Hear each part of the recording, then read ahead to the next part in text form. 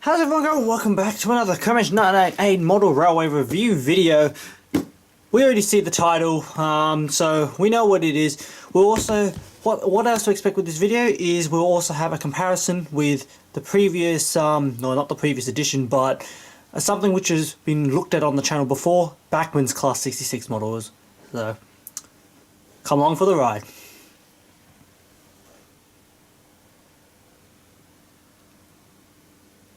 Anyway, so today we're going to have a look at the Hattons Class 66 model.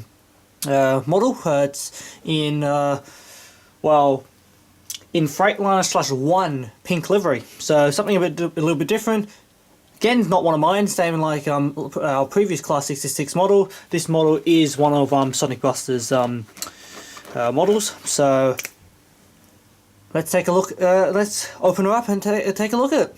First things first, we're going to take a quick look around the box. We'll obviously have a more close-up or shot instead of actually what we're viewing around. So, swinging on to the side, we have our product code of H4-66-037, Class 66-587 in Freightliner/1 pink.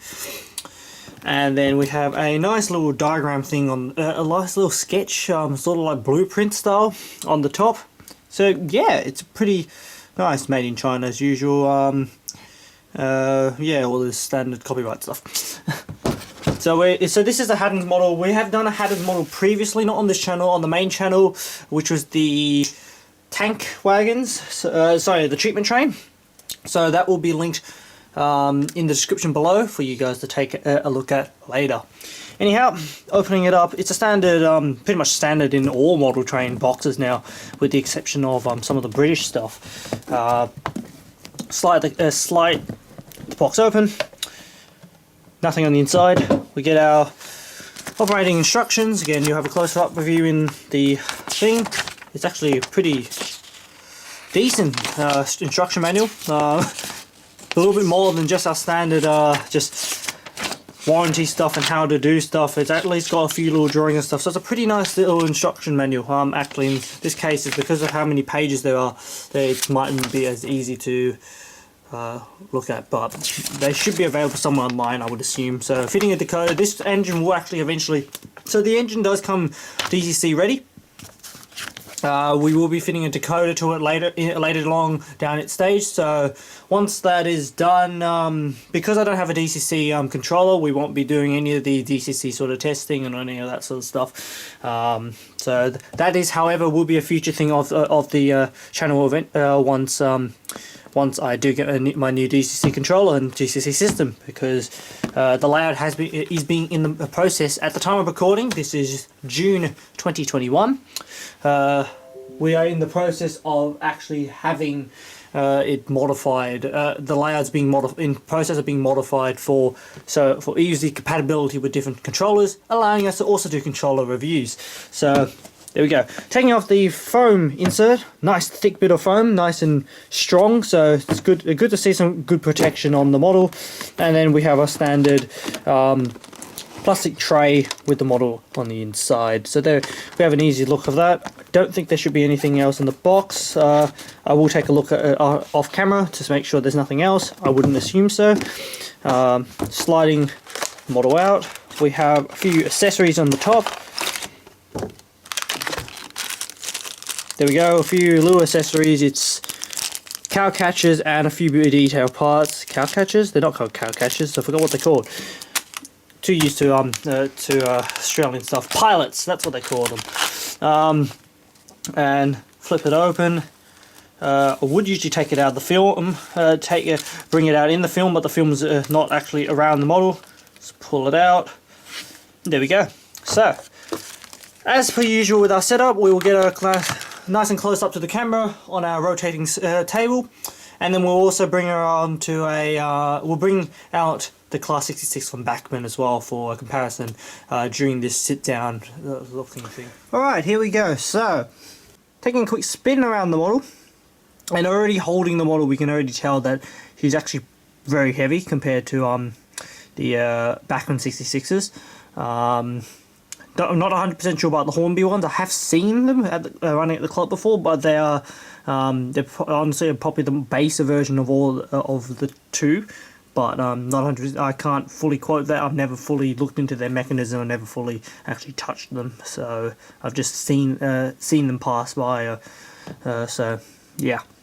Anyhow, so looks really nice. Looks well, as expected from a oil train costing, if I correct, around £100. So conversions will be on the screen. So we are on the front. We have our, obviously it's yeah, we have our horns on the top. There's no drivers, which is interesting. Not sure we'll need to fit the drivers ourselves or something, but there ain't no new drivers, which it's a little bit different. Coming from Australian models especially, which usually all have drivers fitted, I do realise the focus is gone, which is pretty irregular for this camera. No, it does not like to focus whatsoever, especially on little stuff like this. But yeah, bogie detail looks good. We even have etched nameplates, which is really nice, and pre-fitted as well. So just to note, in case people don't know, Freightliner is owned by Jensen Wyoming, so that's why they also have the zero injuries markers on the side of the engines. So again, we'll take a look at all this stuff close up later on. But yeah, in any case, the model does look nice. Picking it up, especially, we can have a quick look underneath. So it's fully all-driven wheels, no rolling wheels. We've got our, seems like light controls in there, so which is nice. It's very seems like it's very detailed compared. So it's something I probably shouldn't be picking up too much. There's a lot of the details very heavily etched on. So yeah. Anyhow, we're going to do a quick history part. This is only a basic history. So the Class 66s were produced by EMD, Electromotive Diesel. At the time was still owned by General Motors. Today are now owned by the Caterpillar company. 480 were produced beginning from 1998. They featured an EMD 710 engine, two-stroke diesel engine, which could produce 330 horsepower. They had a maximum speed of 75 miles per hour, exception of the 66-6s, which had a top rating of 65 miles per hour. They are all classified as loading type 7. They are currently one of the most numerous locomotives in terms of freight operations in Britain. The design was developed from the Class 59, which had initially came out a few years prior, and EWS had, after the success of the locomotive, went back to EMD to look into getting a new locomotive following the same sort of design. Anyways, so that's it for our little history information of the train itself. Let's go in, let's have a close look of the model. Alright, so we've got the camera zoomed nice and closely. Hopefully it stays in focus. That's always the worry with this part. Anyways, so we have a logo pasted on the front of the locomotive. We've got our nice little handrail details on the front. As expected, sprung-loaded buffers. So we've got holes and stuff on the front, which is for fitting of the extra details. I'll have to find out if I need to get those fitted or not, if he wants me to fit them or not, because they do conflict with the coupler. Some of the details will conflict with the coupler, some won't, so I'll have to have a chat to Sonic about that. Spinning along to the side, we have our bogies. From what I recall, from all the information I've got on the model, is they should have rotating axle boxes. So that will be a nice, cool little thing that we will have we'll make sure we have a look at in motion. Got our handrails on the side again. Very nicely crisp painted decaled locomotive. No colour fringing, colour bleeding, which is very nice and clean. Can't compare it to the real livery of it, of course, because I haven't personally seen one. Looking at images, to me, doesn't really give it justice, sort of thing. So I don't like to fully talk about liveries unless I've actually seen one in real life. So we got our build. That's not a builder's plate. That's not a That's not a nameplate. That's, or maybe it is. Whatever it is. Anyways, it's an etched plate. As one we can. Assumingly that's to do with the one Ocean Network Express thing. We've got our fuel tank and electrical boxes underneath the locomotive, and we can see all those little hoses and electrical cabling going through on the through the chassis. Very nicely being able to visualize to see those, or even though they're pretty hell to deal with whenever they fall off or something breaks.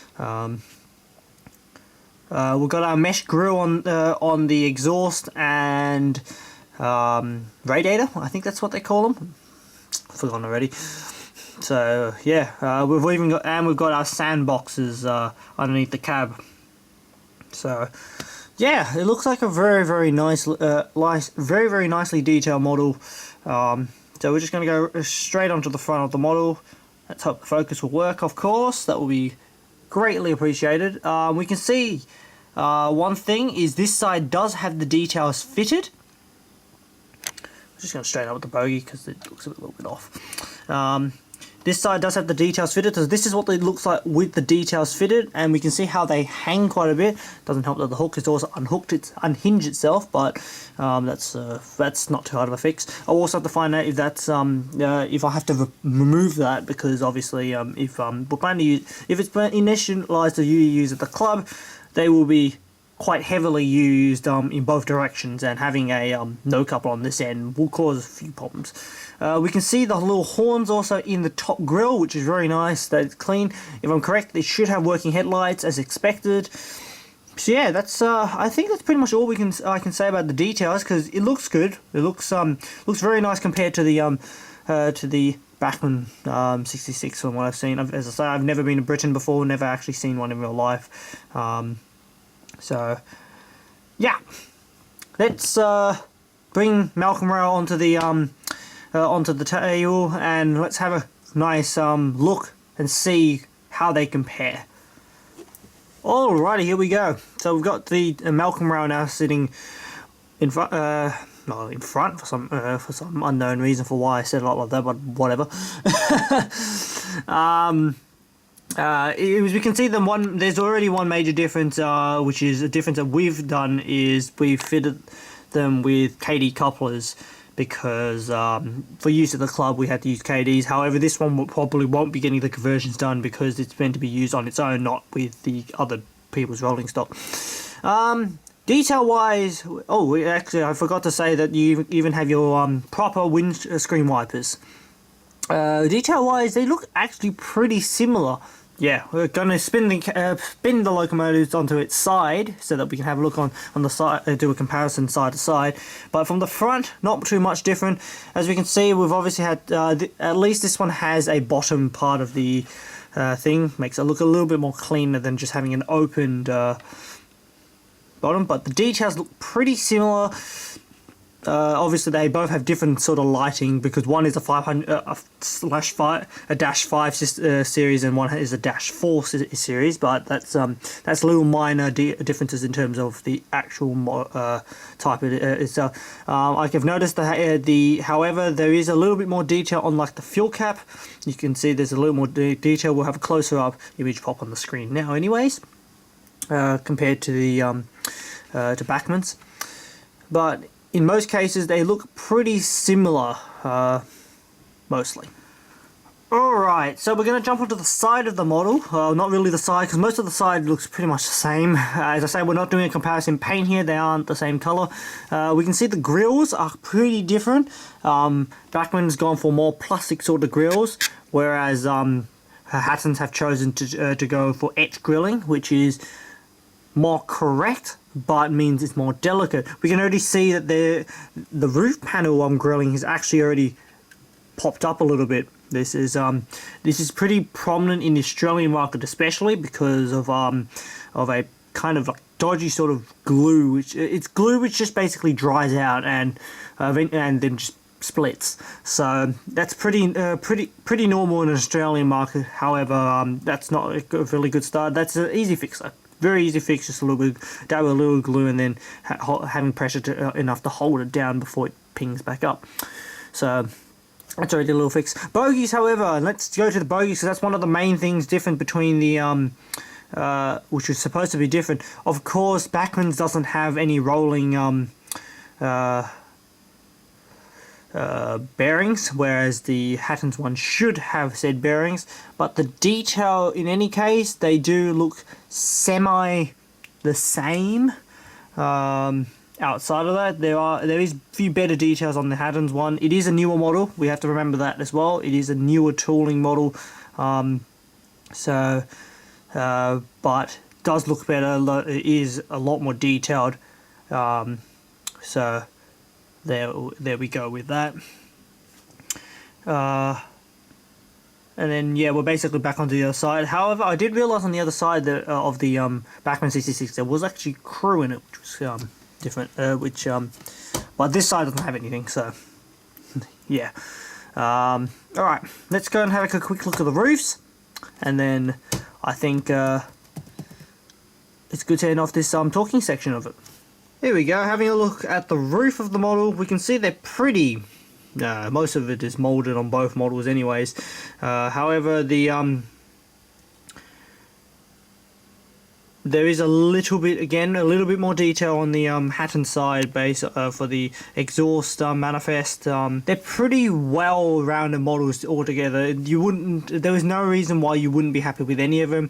However, being a newer tooling on the Hatton side, the details will be there. Will obviously be more up to date. I can't say anything about the Hornby one because obviously we don't have one.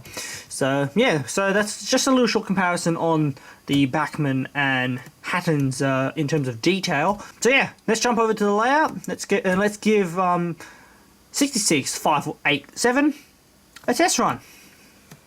Alright, here we go. So we're finally on the layout. It's been a few months since the actually a few weeks, few months-ish, since we've actually did the initial part of the review, because the layout wasn't actually ready during the initial part, but now with the layout back in one of the loops are back in operation in preparation for a few other things, and including this video. So off to the side we currently have the GWA, if I'm correct, one rail liveried Class 66 from Hattons. So yeah, I will actually get some motion close-ups with probably a separate camera, just because there's meant to be other sorts of moving things. Pretty regular feel to put it on. The wheels seem a lot more looser, probably because of the moving axles. But let's show you all 6 axles fitted on the rails. Just hoping the camera keeps on focus. So let's just. I do realise that I always run the train in the wrong direction through the layout, but that's completely beside the point. Currently the layout is only operating on one track, so we're using single track running.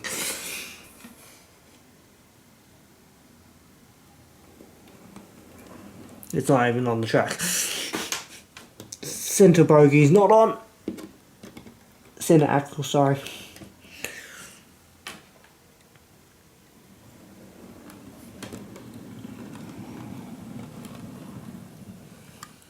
Yeah, moves pretty nicely. I'm just hoping it's going to get around this curve, because this curve is actually pretty tight. And I can see the back wheel has also jumped. I feel like that's going to be quite a crucial problem throughout this whole running section, is the wheel will probably not actually run on the tracks fully correctly for this section. Because this is an 18-inch curve, which is second radius. Most modern locomotives, especially the longer ones, are made for 24-inch curves. So I was planning to get a close-up of the bogies moving, but I feel like that's not 100% possible because of well, it's a bit dark. So I'm gonna let it get going and do its running in. So 50% of its power. See how it's really. See if it's going to make it around the layout and start the timer. So yeah, let's get some running shots of her as she does 1 hour of running both all up. You've got working headlights on both the front and the rear, pretty normal stuff. So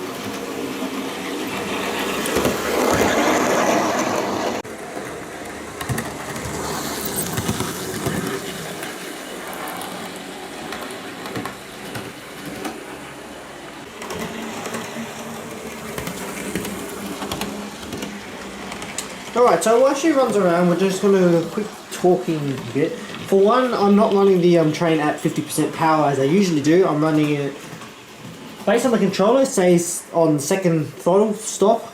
I don't really know, honestly, but it's since I've now got a new controller, it seems to be pushing more power to the trains, or just that, or the engine actually runs faster.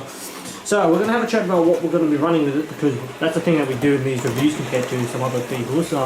We do have stock running it, but after we've got it running, so we've got a set of, these are also all Sonics, so we've got some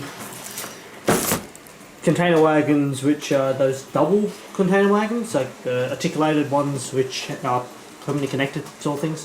I don't think they're articulated though, I think they just have a bar between them. So those are from Dapo, however you pronounce them. As I've been trying to pronounce some names like Cardo correctly, I've slowly forgotten how to pronounce other names correctly. And a few of these Hattons FEA intermodal flats, so those are also going to be set up. So I'll probably get those out of the box, so you'll see them. No, you won't.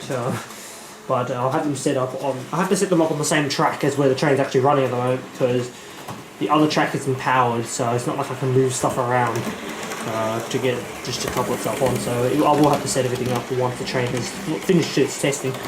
So it's been going pretty well. There's a few things I've noticed. There was a few popping noises and stuff. It doesn't really like the 14-inch, the 18-inch curve, definitely.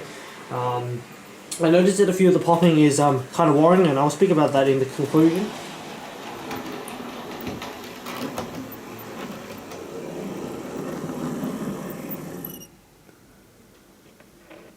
Alright, there we go. So we've done the 1 hour worth of running in 30 minutes in each direction. But we can see we've got the container wagon currently set up behind the train itself. Well, not set up on the track, but they've been pulled out. It's a realisation that I didn't realise that those ones that actually had those articulations, they don't use standard couplers, they use a literal screw, which is fun. So I've only taken out one of them and then one of another pack which came out of another box to realise that they were even worse. So that's what we're going to deal with this time. So yeah. Anyhow, I'm going to go and load them up on the other side of the track. I'll put down the railer onto the track because it's just going to be tedious otherwise. And then I'll also put on some containers. There are no locking pins for the containers yet. Those are yet to be decided because that's going to be done by the owner itself. So we're just going to have the containers sort of sitting there, just being held down by gravity. So let's get to setting this train up, eh?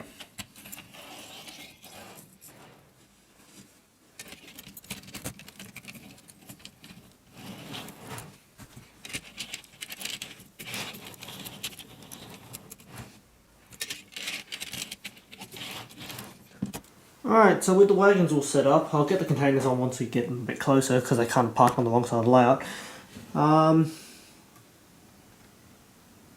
Let's get 66-587.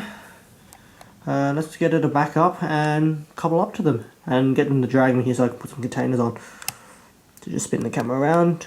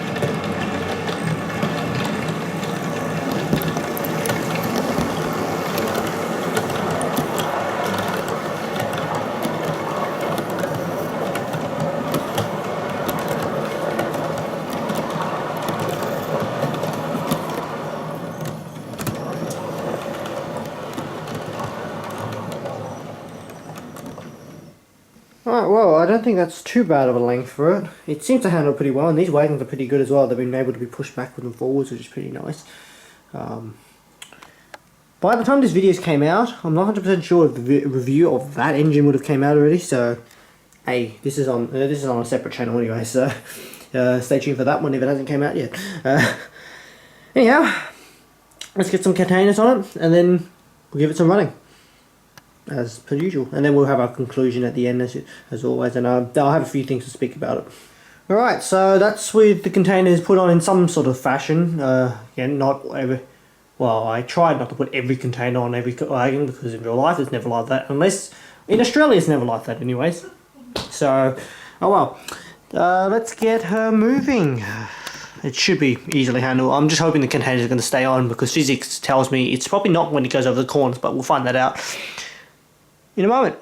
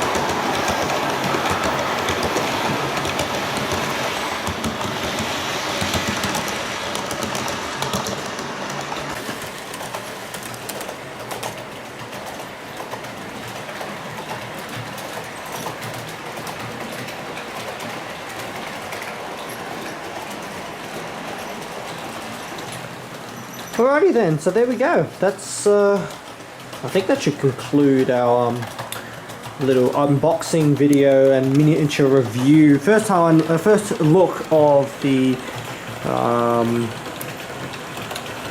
what's it called, Hattons Model Class 66. She runs pretty much as expected, honestly. It's more or less like the Bachmann. I might pull them up.